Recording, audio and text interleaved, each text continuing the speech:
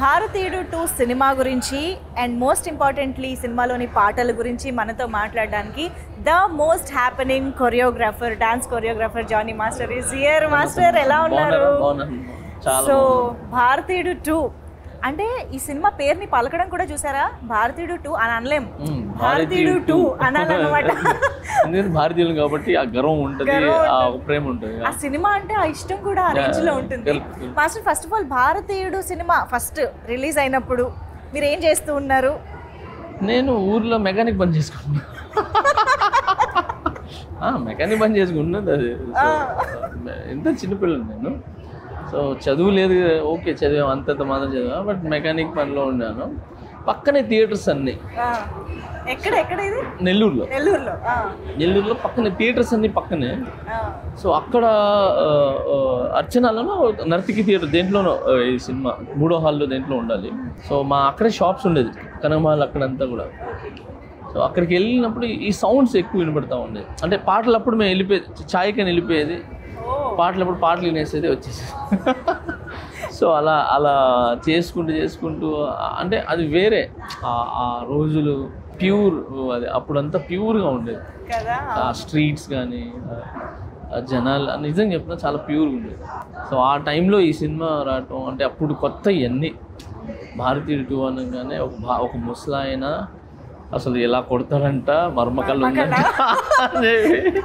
మీరు ఒక 3 మర్మకళ ఇది చేసి చూపించాలి. అంటే మీ నుంచి స్టెప్పులు ఎప్పుడు మేము చూస్తాం. అయ్యో నాకే మర్మకళ రాదు.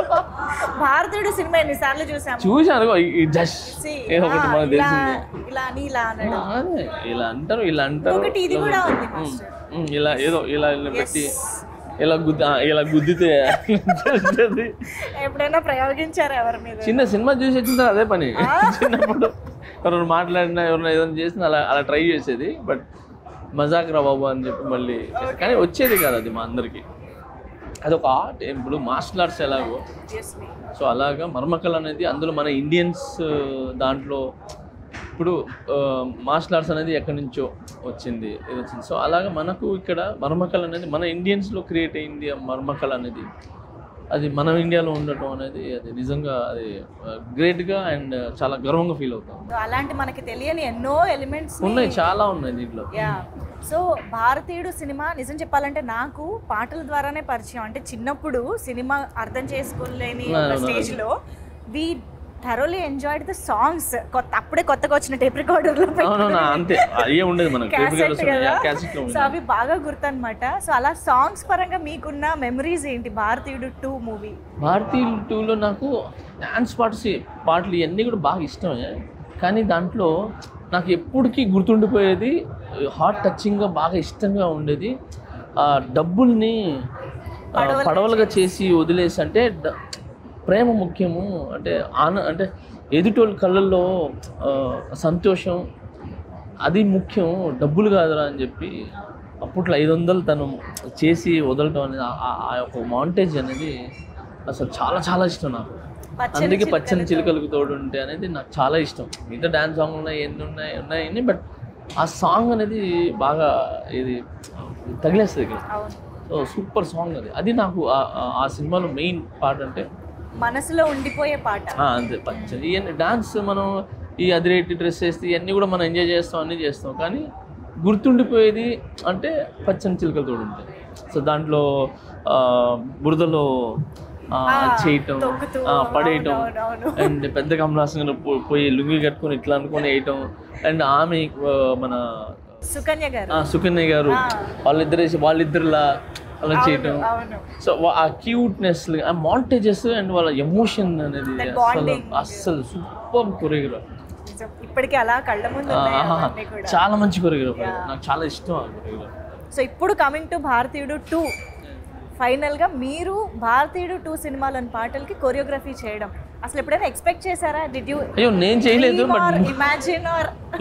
నేను చేయలేదు.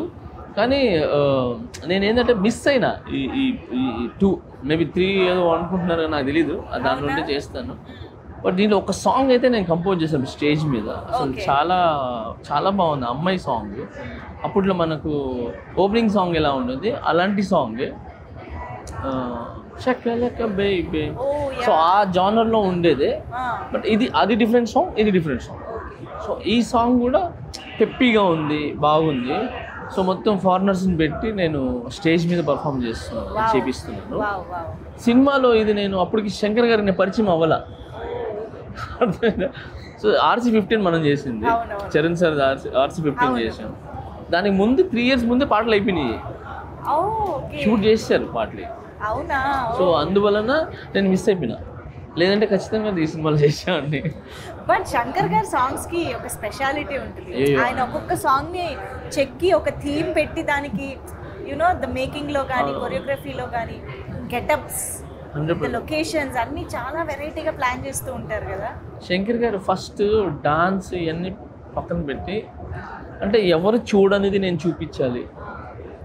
అది మ్యూజిక్ కావచ్చు, లేదనంటే సెట్ కావచ్చు, ఏదైనా డ్రెస్సులు కావచ్చు, మేకప్ కావచ్చు, లేదంటే పాటలో స్కీమ్, ఒక స్టోరీ కావచ్చు. సో ఇవన్నీ ఎవరు చూడని కన్ను నేను చూపించాలని ఎప్పుడు థింక్ చేస్తుంటాను. సో నేను RC-15 కూడా వర్క్ చేసినప్పుడు సేమ్ ఇదే, అంటే ఇది వద్దు ఇంకేదైనా చేద్దాం అని ఆయన నాకు ఐడియాస్ ఇస్తుంటే నేను ఈయనకి ఆడ నుంచి వస్తున్నారు బాబు ఇంత ఐడియాలో మనపురం. ఫస్ట్ శంకర్ గారు ఒక ఐడియాతో వస్తారా, ఈ సాంగ్ ఇలా చేద్దాం, ఒక ఐడియాది కాదు 100 ఐడియాస్ వస్తారు, అన్ని తీసుకుని వస్తారు. మేము దాంట్లో ఏం సెట్ చేయాలా, ఎలా సెట్ చేయాలా అని చెప్పి. But easy.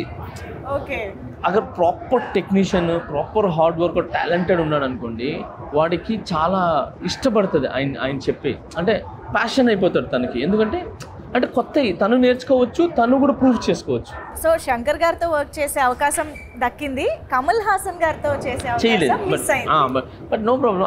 బట్ సినిమాలో చేయకపోయినా అవును, మానిఫెస్టింగ్ ఇండియన్ 3 ఖచ్చితంగా దాంట్లో చేస్తాను, నమ్ముదాం.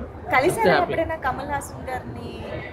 బయట చాలా ప్లేసెస్లో కలిశాను, బట్ ఎక్కువ మనకు అంటే ఎప్పుడు ఒక సాంగ్ కానీ వెళ్తే మనం ఫలానా అని చెప్పి చేసి. నేను రజనీ సార్ని కూడా చాలాసార్లు కలిశాను, బట్ జైలర్ సినిమాలో మనం దగ్గరగా చూసి పిలిచి డాన్స్ చేయించి అన్నీ చేయించాం.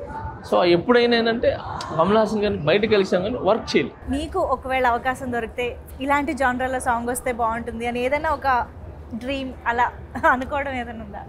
నాకు కమల్ హాసన్ గారితో చేస్తే దశావతారాలు ఒక సాంగ్ చేశారు, కాంతారా లాంటి కైండ్ ఆఫ్. ఆయన చేసింది దశావతారాలు అలాంటిదే ఒకటి ఉంటుంది. సో అది ప్రాపర్గా ఇంకా ఎగ్జిక్యూట్ చేసి, అంటే ప్రాపర్గా చేయాలి అనేది దాంట్లో భలే ఉంటుంది. అది మీరు చూస్తే దాంట్లో ఉంటుంది అన్ని అవతారాల్లో.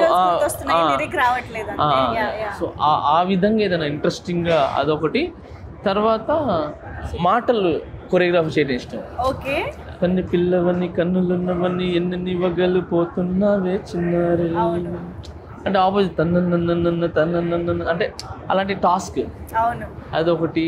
తర్వాత ప్రియతమా నీ వచ్చట కుశలమా నీ నిచ్చట కుశలమే. సో అలాంటి కొరియోగ్రఫీ చేయటం ఇష్టం. అయ్యో అది నెక్స్ట్ లెవెల్ సాంగ్స్.